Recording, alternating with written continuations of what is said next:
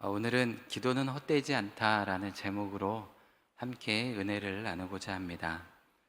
이 요한계시록의 중심에는 각각 7부분으로 구성된 세 종류의 심판이 나옵니다. 일곱 인, 일곱 나팔, 일곱 대접 심판에 관한 이 환상이 자리 잡고 있는 것을 보게 되죠. 하나님께서 애굽에 포로된 이스라엘 백성들을 구원하실 때 이 애굽의 재앙을 내리셨던 것처럼 이 1년의 세 가지 심판은 죄악된 세상에서 믿음의 자녀들을 구원하실 때 악을 심판하시는 그 장면과 비슷한 것을 볼 수가 있습니다. 이 심판들은 여러 면에서 애굽의 전염병 재앙과 또 유사한 점들이 많습니다. 그래서 나팔 심판은 출애굽 재앙의 우박 심판, 또 물이 피로 변하는 것, 메뚜기, 또 장자의 죽음과 깊은 연관이 되어 있는 것을 보게 됩니다. 또 이후에 있을 대접 심판은 출애굽기 재앙이었던 전염병, 흑암, 개구리, 이, 파리, 가축의 죽음과 연관이 깊은 것을 볼 수가 있습니다. 이는 하나님께서 세상에서 가장 큰 제국이었던 애굽의 재앙을 내려 자신의 백성들을 구원하셔서 하나님의 나라를 세우셨듯이 이 마지막 때 대환란에서는 그와 비슷한 재앙을 통해 자신의 백성들을 구원하시고 새 나라를 창조하신다라는 의미를 가지고 있습니다.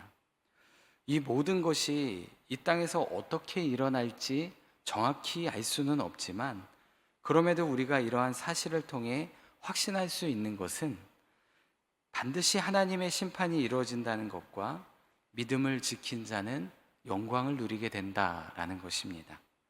그리고 이 재앙 가운데도 끝까지 하나님은 긍휼을 잃지 않고 계신다는 것을 우리 말씀을 통해서 우리가 깨달을 수가 있습니다.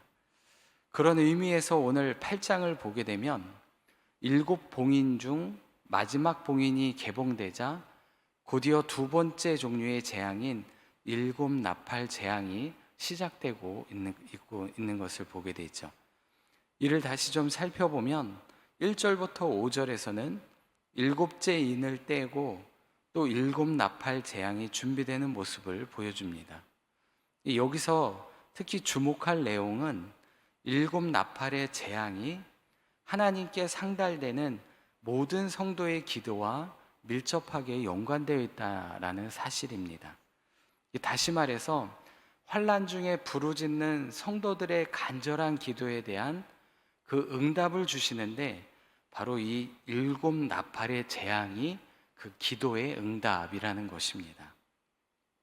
따라서 성도들 역시 대환난 가운데 고통을 함께 당하고 있지만 사실 이것이 끝이 아니라 영원한 안식을 누리게 되는 하나의 과정이다라고 말할 수 있습니다.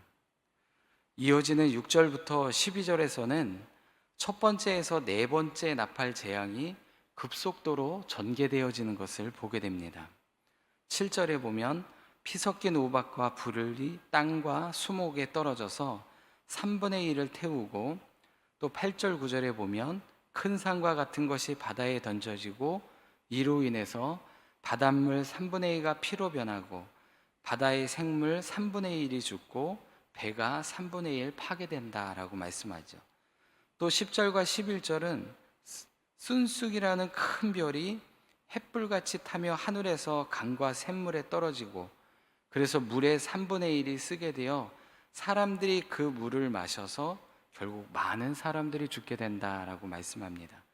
그리고 12절은 해달별이 3분의 1 타격을 받아 어두워지게 되고, 마지막으로 13절은 한 독수리가 아직 남은 세 번째의 재앙을 선포하며 하나님의 심판이 이후에 더 크게 임하게 될 것이라고 경고하고 있는 것을 보게 됩니다. 여기서 언급된 이 재앙의 수단들은 사실 출애굽 당시에 모세가 애굽에 내린 재앙들과 일치하는 것을 보게 됩니다. 그러므로 이 종말의 때에 임할 이 재앙들은 하나님께서 택한 백성들을 영원한 약속의 땅인 하나님의 나라, 하늘나라로 인도하기 위한 한 과정에서 베풀어지는 것임을 깨달으시기를 바랍니다. 그래서 하나님이 그저 무서운 심판의 하나님으로만 우리에게 다가오는 것이 아니라 우리를 구원으로 이끌어 가신다는 그 하나님을 보게 됩니다. 뿐만 아니라 당시 극심한 핍박 속에 있었던 이 성도들에게 이 말씀은 믿음을 지키게 하는 소망과 위로와 또한 능력이 되는 위로의 말씀이었던 것입니다. 그러면 오늘 본문을 통해 주시는 영적 교훈 한 가지를 살펴보겠습니다. 그것은 우리의 기도는 절대 헛되이 땅에 떨어지지 않는다는 것입니다. 기도는 헛되지 않다라는 것이죠.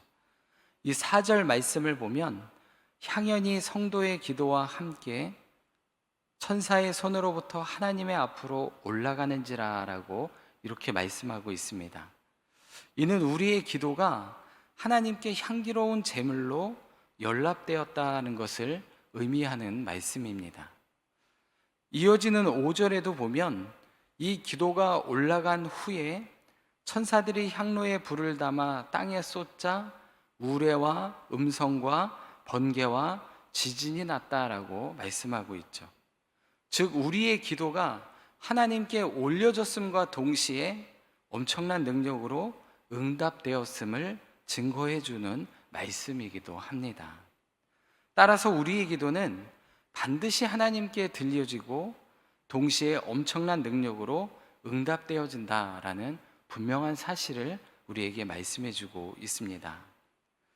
그렇다고 이 말씀이 어떠한 기도든지 항상 들어주신다라는 것은 아닙니다.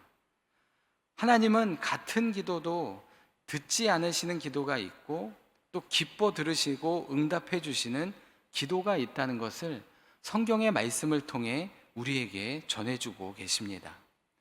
누가복음 18장 11절에 보면 바리새인은 서서 따로 기도하여 이르되 하나님이여 나는 다른 사람들 곧 토색, 불의, 간음을 하는 자들과 같지 아니하고 이렇게 기도하는 것을 보게 됩니다. 이것을 보고 예수님은 교만한 기도는 하나님께서 들어주시지 않는다고 제자들에게 가르쳐 주셨습니다.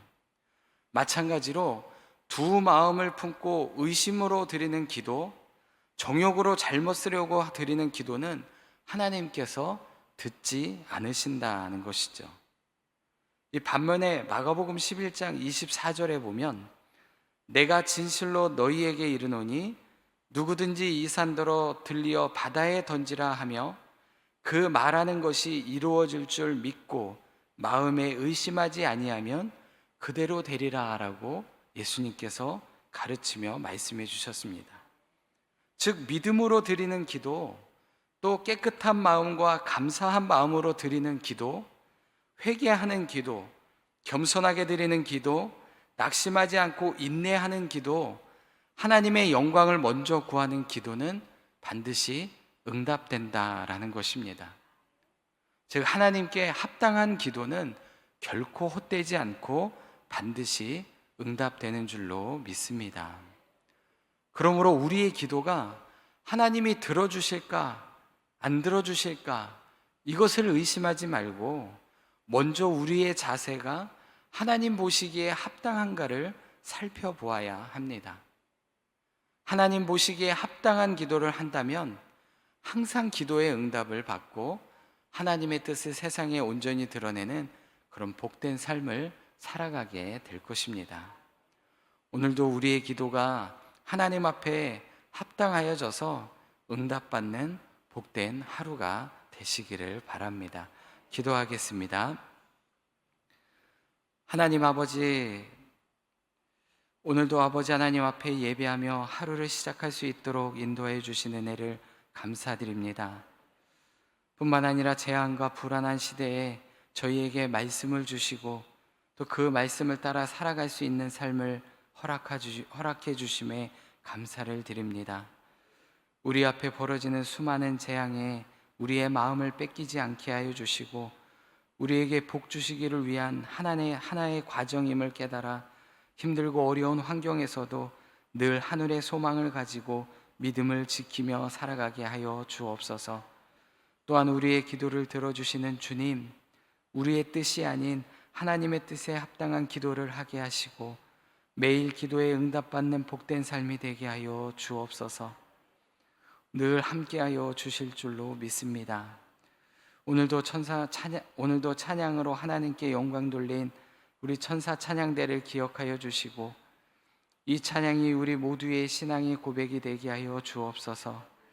특별히 새벽마다 수고하는 우리 대원님들의 그 수고와 헌신 위에 주님의 은혜와 평강이 넘치게 하여 주시고 건강도 주시고 능력도 주시고 믿음 주셔서 맡겨진 사명 감사함으로 충성하게 감당할 수 있도록 인도하여 주옵소서.